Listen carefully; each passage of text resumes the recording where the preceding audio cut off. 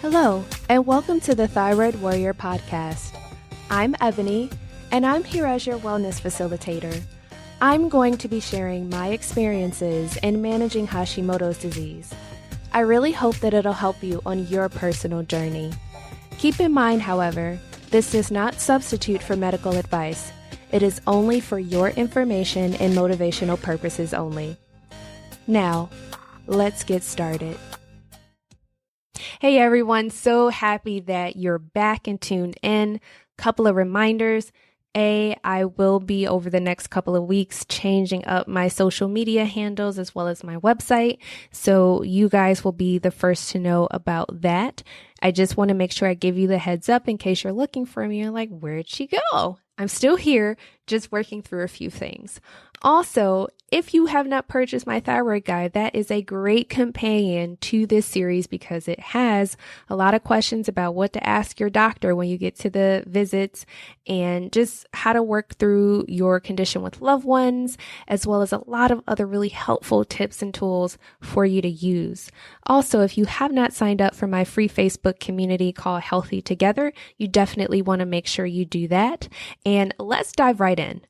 So I want to talk to you all about preparing your disease or condition story.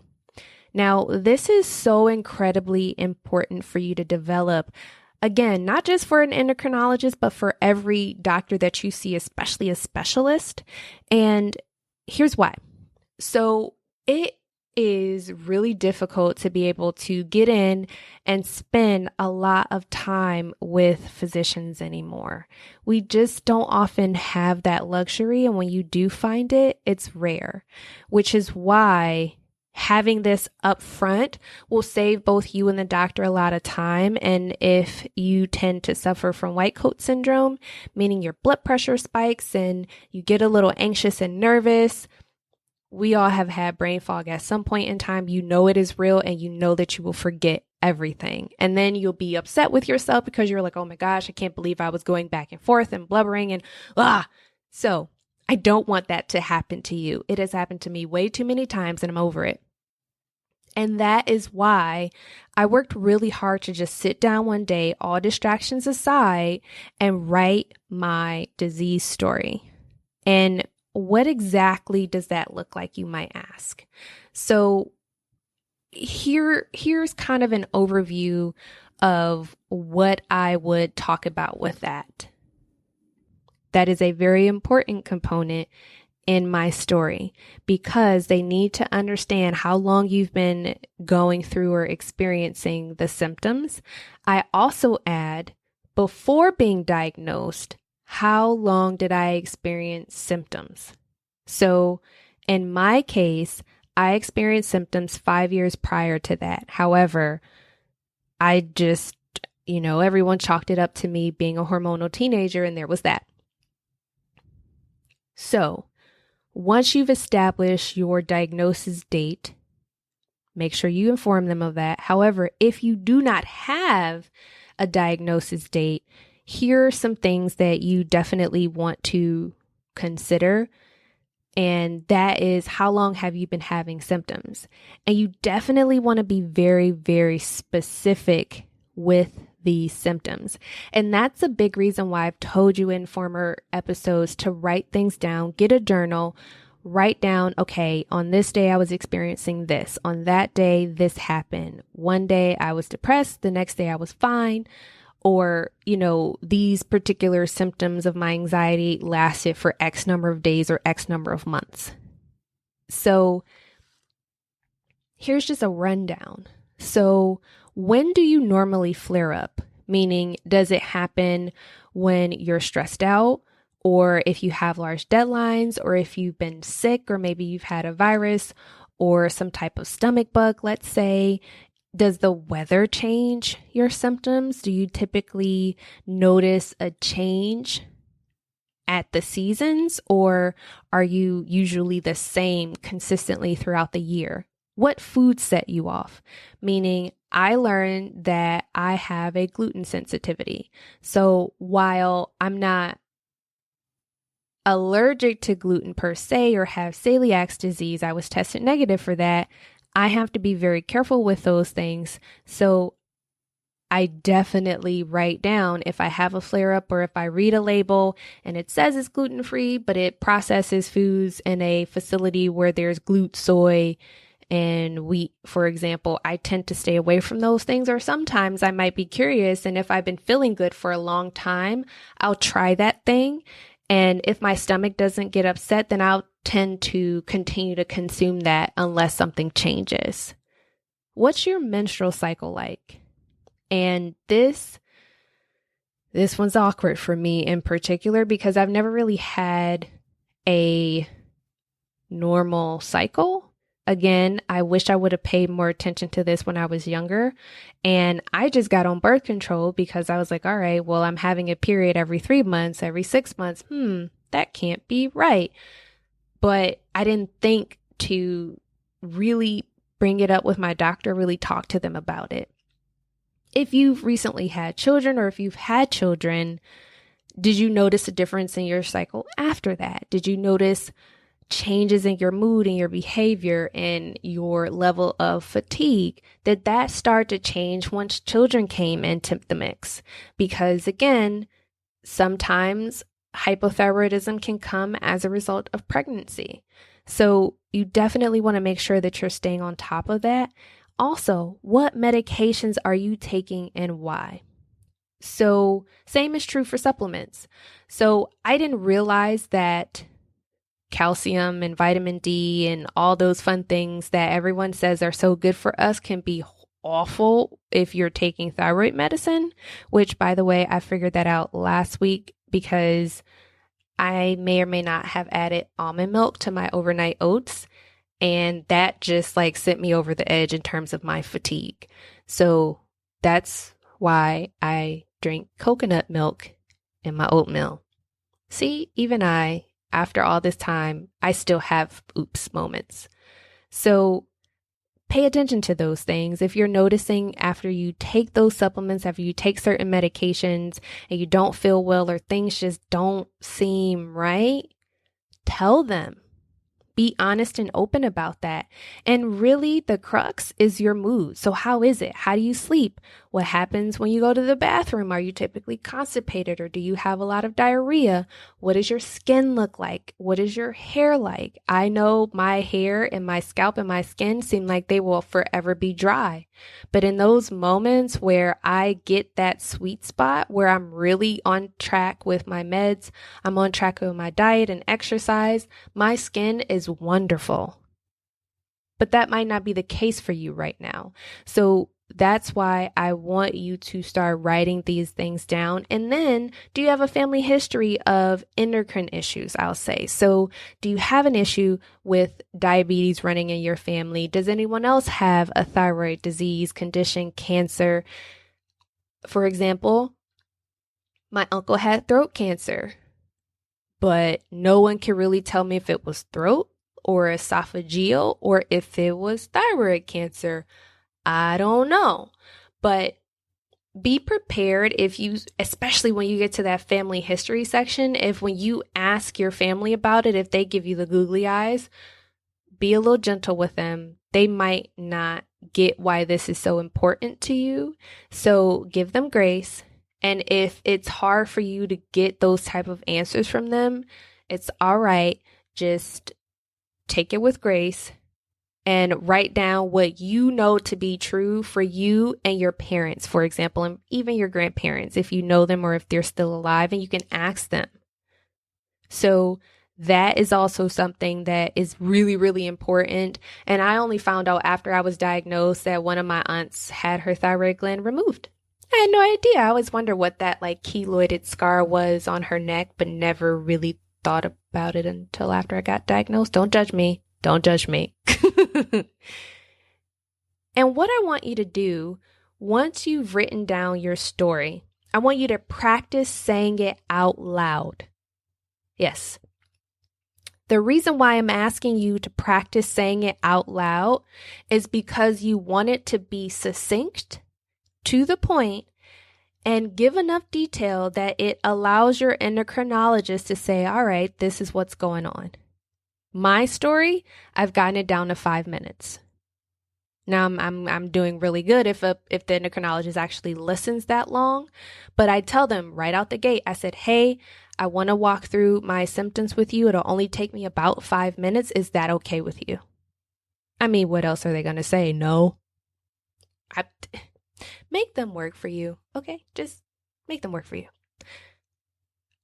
I found that when I go in slightly directive about how I want things to go, and not even saying that like in a nasty way at all, but I'm very pointed when I go to the doctor, and I'm very spirited, but I definitely make sure that I'm hitting the points that I want to say and let them know about, because I will get distracted. I'm like, oh my gosh, I love your shoes. I love your hair. Oh, that's a nice tie. And I will completely and totally just forget about what I was supposed to be doing. Like, I don't know, getting my medication adjusted. So again, definitely be clear about your story, and it avoids distractions. It avoids you being really nervous because you might not always know what to expect, but you know your story. And that gives you confidence to be able to go in. And if they're like, well, no, you're just depressed. If you're just, you go in and they're like, what's going on? 10 minutes later, and you're a crying mess and you're all over the place. You just don't want to do that. It's happened to me a lot. No judgment if that has happened to you as well. But this is why I'm telling you what to prepare, because I got sick of falling apart and getting frustrated when the doctor will look at me and go, why are you so emotional? First of all, don't judge me. Don't judge me. And let me cry if I want to cry. It's my party and I'll cry if I want to. There, I said it. But once you've written your story, you give it to the doctor. You tell them what's going on. Allow them to ask you questions back. And don't give so much information in the beginning, because you kind of want them to be able to use their logic, and it's really easy to get defensive sometimes if you're like, well, I've said all of this information to you and the only thing you want to do is just change my medication. Again, that's why I stick to the script, because when I do it on my own, I lose things, I lose details, and then I'm frustrated with myself when I walk out because I'm pissed off because they're saying, okay, you're depressed, you need to get on antidepressants. No, I'm not depressed. Okay, maybe I am, but it's because I keep having people tell me that I'm depressed or I'm stressed out. No. So once you've actually gone through that exchange, allow them to ask you questions, and make it collaborative as well, because you really want them to work with you, and write down any questions that you have. And it's really good to practice active listening when you get there, because sometimes they throw out some really big words and you're like, wait a minute, hold on. Say that for me one more time. What I think you said is, but is that what you mean? Because I have to take my feelings out of my appointments, because you just don't want to leave anything open to interpretation or misunderstanding, for that matter. Also, your doctor should be working on active listening. And if you say something, that might catch their attention while you're telling your patient's story, be okay with them interrupting you, because they might say, okay, I'm sorry, I just need to interject. What I heard you say was, or they might ask you a clarifying question. Don't get upset that they're interrupting you. They're trying to figure out how to best help you. But you literally can just go back, answer their question and then go back to your script. And if you need to write this down and take it with you, that's fine too. Because guess what? You can rip it out and have the front desk person scan it into your chart, especially if you're on an electronic medical record. If not, you can still scan it in your chart, put the little sheet of paper in your folder, and you're good to go. So you're doing the work, which is great. Don't get in your feelings and say, oh my God, they interrupted me. What am I going to do? Keep going, because you can do it. If, however, you get to a point where you're talking, and the doc doesn't seem to be listening, and they're not paying attention, they're typing on the computer, they're doing all these things and not coming back to you. And I also need to interject because I work with electronic medical records. And I always try to tell people sometimes when your doc is typing, they're trying to like jot down a few things within their progress notes so that they remember for later. But it's a difference between them jotting down a few words and turning back to you and just typing the entire time. And again, you can tell the doc, hey, it really distracts me when you're typing. Is it okay if you just take a break and we just have a conversation for right now? Again, if they're like, well, no, I really need to write this down or blah, blah, blah, then you're like, strike one. If that doc just isn't paying attention to you and you're really not feeling them, you can stop what you're doing and say, okay, I need to take a step back. I really want to work with you and I really want to get better and I really want to understand what's going on with me. However, from my perspective, it doesn't appear that you're really listening.